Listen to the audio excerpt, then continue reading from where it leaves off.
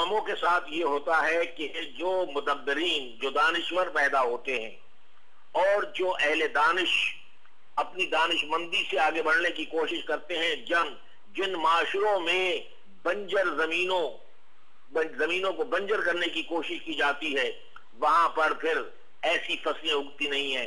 آپ دیکھیں کہ محترمہ بے نظیر بھٹو اسی نقش قدم پر چلنے کی کوشش کر رہی تھی، اور جب وہ 18 اکتوبر 2007 کو واپس آئیں تو ان کا ویژن دیکھتے ہوئے ایک بھٹو کا پرتو نظر آ رہا تھا، لیکن آپ نے دیکھا کہ 18 کی شب ان پر حملہ ہوا اور اس کے بعد پھر انہیں جو ہے دسمبر کے مہینے میں ہمیشہ کے لیے خاموش کر دیا گیا۔ تو یہ تمام صورتحال اس بات کی غمازی ہے کہ کچھ قوتیں اس ملک کے اندر ایسی ہیں جو بیرونی اشارے پر یا اندرونی ان کے مفادات ہیں، جو ایسی شخصیات کو چن چن کر ختم کر رہی ہیں، جو اس ملک کے ویژن کو بین الاقوامی تناظر میں دیکھتے ہوئے بہتر انداز میں پلیسمنٹ کرنا چاہتی ہیں اس ملک کی، اور اس معاشرے کو ایک ترقی پسند، ایک روشن خیال، ایک جمہوری جدید معاشرے میں تبدیل کرنا چاہتی ہیں۔ ذوالفقار علی بھٹو کی کئی سپیچز ایسی ہیں کہ جس میں انہوں نے نوجوانوں سے بہت انٹریکٹ کیا ہے، بلکہ کئی سپیچز میں انہوں نے یہ کہا کہ مجھے ساری امیدیں پاکستان کے نوجوانوں سے ہیں اور سٹوڈنٹس سے ہیں۔ آپ یقیناً اس زمانے میں آپ بھی بالکل آتش نوجوان ہی ہوگا، کچھ یادیں ہیں؟ میرا بالکل نوعمری کا دور تھا۔ میں بھٹو اس وقت نیشنل اسٹوڈنٹ فیڈریشن نام کی تنظیم تھی، اور میرے قائد معراج محمد خان صاحب اس وقت پیپلز پارٹی کے بانی رہنماؤں میں شامل تھے، لہذا ہم لوگوں کا، نوجوانوں کا اس وقت جو 17-18 سال، جو ابھی 20 سال کے بھی نہیں ہوئے تھے، یعنی ٹین ایجر کہلاتے تھے، ہمارا لازمی طور پر جھکاؤ پیپلز پارٹی کی جانب تھا، کیونکہ ہمارے قائد معراج محمد خان جو NSF کے صدر تھے، اور انہوں نے باقاعدہ اس کی حمایت کی تھی، اور وہ بانی اراکین میں سے تھے پیپلز پارٹی کے۔ تو لازمی بات ہے کہ اس وقت کا نوجوان طبقہ، اس وقت کا ترقی پسند نوجوان، اس وقت کا روشن خیال نوجوان لازمی طور پر پیپلز پارٹی کے لیے ایک نرم گوشہ اور اس سے امیدیں بہار رکھتا تھا۔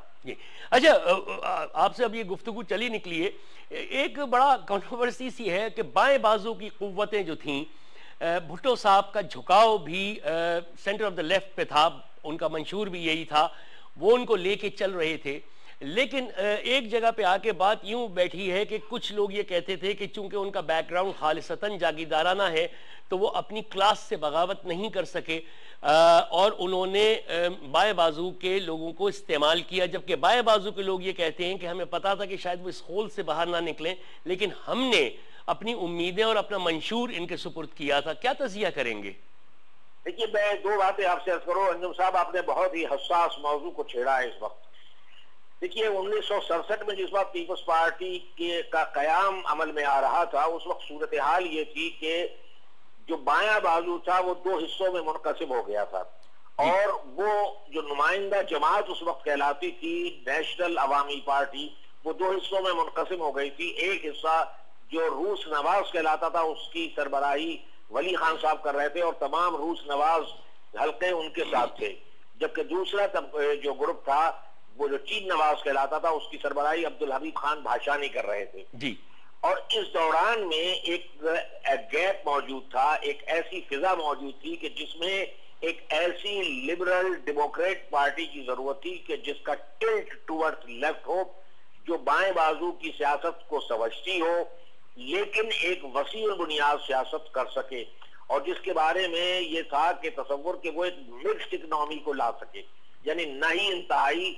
ریسٹرکٹڈ جو کمیونسٹ مینیفیسٹو کے مطابق بائیں بازو کی معیشت کو، نہ ہی بالکل آزادانہ جو ہے دائیں بازو کی مغرب نواز سرمایہ دارانہ معیشت کو۔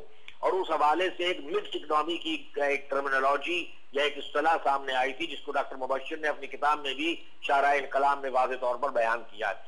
تو یہ وہ تاثرات تھے، اور آپ دیکھیں کہ اس وقت جو لوگ پیپلز پارٹی میں شامل ہوئے تھے ان کا تعلق اربن مڈل کلاس سے تھا، وہ دانشور تھے۔ اس کا منشور جے رحیم صاحب نے لکھا، اور اس میں حنیف رامے جیسی شخصیات تھی، اس کے اندر خورشید حسن میر تھے، ڈاکٹر مبشر حسن تھے، اس میں محمود علی قصوری سا مرحوم تھے۔ تو اس طرح سے یہ پورا ایک رنگا رنگ ایک پارٹی کی شکل میں آ رہی تھی جو براڈ بیس تھی، اور یہی وجہ تھی کہ اسے ایک بے انتہا تیزی کے ساتھ مقبولیت حاصل ہوئی۔ لیکن بعض المیہ آتے ہیں. اور آپ کو ایک اور تعجب خیز میں یہ بات بتاؤں، اور آپ بھی اس کے گواہ ہیں کیونکہ آپ تقریباً میرے ہم عمر ہیں، کہ 1970 کے انتخابات میں سندھ کے اندر پیپلز پارٹی نے جو روایتی فیوڈلز سے انہیں شکست دی تھی، اور کچھ الیکٹیبلز ان کے ساتھ آ گئے تھے جیسے جتوئی صاحب یا اور دیگر، لیکن جنرلی پیپلز پارٹی نے بڑے بڑے ستونوں کو یہاں گرایا تھا. لیکن بعد میں آپ دیکھیے کہ وہی جو فیوڈلز تھے جن کو کہ پیپلز پارٹی نے شکست دی تھی، وہ اس کے اندر پینیٹریٹ کرتے چلے گئے، گھس گئے. اب وہ ایک سازش تھی، اسٹیبلشمنٹ کی سازش تھی یا فیوڈل کلاس کی سازش تھی، اور بھٹو صاحب ان کے آگے بند نہیں باندھ سکے. اور ان کے وہ دیرینہ ساتھی جو ان کے ساتھ پارٹی کی تشکیل میں اور قید و بند کی صحبتوں میں شریک رہے تھے، وہ آہستہ آہستہ ان سے ہٹتے چلے گئے. تو یہ ایک المیہ ہے جس کا تذکرہ خود بھٹو صاحب نے اپنی کتاب میں کیا ہے، آئی ایم ایسیسینیٹڈ میں کیا ہے. جی مقتدیٰ منصور صاحب، بہت بہت شکریہ ہم سے ٹیلی فون لائن پہ بات کرنے کا. بہت شکریہ، بہت اچھا لگا آپ سے بات کرنا. خواتین و حضرات، مقتدیٰ منصور صاحب نامور کالم نویس ہیں، سیاسی تجزیہ کار ہیں، اور بالکل پروگرام آخری مراحل میں ہے، لیکن میں ایک اور سفید جھوٹ پہ سے پردہ اٹھا دوں، اس کے بعد اس پروگرام کو ختم کروں گا. ایک کلپ دیکھیے جو مارک ٹیلی نے بھٹو صاحب کی ہینگنگ کے بعد جنرل ضیاء الحق سے، جب وہ چیف مارشل لا ایڈمنسٹریٹر تھے اور صدر پاکستان، ان سے ایک انٹرویو کا کلپ ہے جس پہ انہوں نے وعدہ یہ کیا تھا کہ میں الیکشن چند مہینوں میں کرا رہا ہوں. بس چلتے چلتے وہ بھی دیکھ جائیے. Holding to your idea of having free elections eventually? Sandy, we are committed. We are totally committed to revive the democratic procedures in this country. And the first basic step is the elections. And it is my effort, my government's effort, my colleagues' efforts, and except for an odd party, totally we are all endeavoring to create an atmosphere where we could hold free and fair elections, because the democratic process must have its evolution. Would it be a long way away? Oh, no. We don't intend to stay for years. Months rather than years? Yes, it certainly is months. And all I'm looking for is an environment in which to hold elections, and more than that, to see that the results of the elections are positive. Because elections for the sake of elections is not the answer. Elections must bring out a positive result in the form of a somewhat stable political government. آپ نے دیکھا، انہوں نے کہا کہ چند مہینوں کی بات ہے، میں الیکشن بھی کرا دوں گا، اور پھر 11 سال کا ایک طویل و تاریک عرصہ، جس کے لیے احمد فراز نے یہ کہا تھا کہ یہ صبح کاذب تو شب سے بھی طویل تر ہے، جیسے صدیاں گزر گئیں آفتاب دیکھے. اس زمانے میں بھٹو صاحب کی ہینگنگ کے بعد، ان کی پھانسی، ان کی شہادت کے بعد، کئی شاعروں نے ان کو اپنے انداز سے خراج تحسین بھی پیش کیا اور اس جبر کے خلاف آواز اٹھائی. جیسے کہ عبید اللہ علیم نے کہا کہ صبح چمن میں ایک یہی آفتاب تھا، اس آدمی کی لاش کو اعزاز سے اٹھا. احمد فراز کہتے تھے کہ اب اس کے ہجر میں روتے ہیں اس کے گھائل بھی، خبر نہ تھی وہ ستمگر حبیب شہر بھی ہے. اور یہ راز تو نعرہ منصور ہی سے ہم پہ کھلا کہ چوبے ممبر مسجد صلیب شہر بھی ہے. اور کڑی ہے جنگ کے مقابلے پہ اب تو فراز امیر شہر بھی ہے اور خطیب شہر بھی ہے.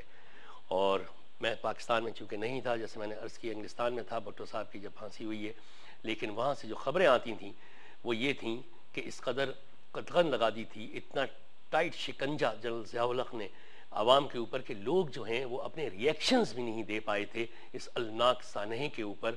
احمد فراز نے لکھا تھا کہ سارا شہر بلکتا ہے پھر بھی کیسا سکتا ہے، گلیوں میں بارود کی بو ہے یا پھر خون مہکتا ہے. ایک سفر وہ ہے جس میں پاؤں نہیں دل تھکتا ہے، تیرا بچھڑنا جان غزل شہر غزل کا مقتا ہے. خواتین و حضرات، اس کے ساتھ ہی اس پروگرام کو اختتام کی طرف لے کے جا رہا ہوں، ختم کر رہا ہوں، اس امید کے ساتھ کہ خدا را یہ اللہ تعالیٰ یہ تاریک دن پاکستان کو پھر نہ دکھائے، ہم آگے کی طرف بڑھیں، ہمارے اچھی لیڈرشپ ہمیں ملے اور ہم ایک ترقی یافتہ ویلفیئر اسٹیٹ پاکستان کی جانب بڑھیں، جو میرا اور آپ کا، حضرت قائد اعظم کا، ہمارے بچوں کا، سب کا خواب ہے. اگلے پروگرام تک کے لیے خدا حافظ. ہر ایک الامر کو صدا دو کہ اپنی فرد عمل سنبھالے، اٹھے گا جب جم میں سرفروشاں، پڑیں گے دار و رسن کے لالے، کوئی نہ ہوگا جو بچا لے، جزا سزا سب یہیں پہ ہوگی، یہیں عذاب و ثواب ہوگا، یہیں سے اٹھے گا شور محشر، یہیں پہ روز حساب ہوگا۔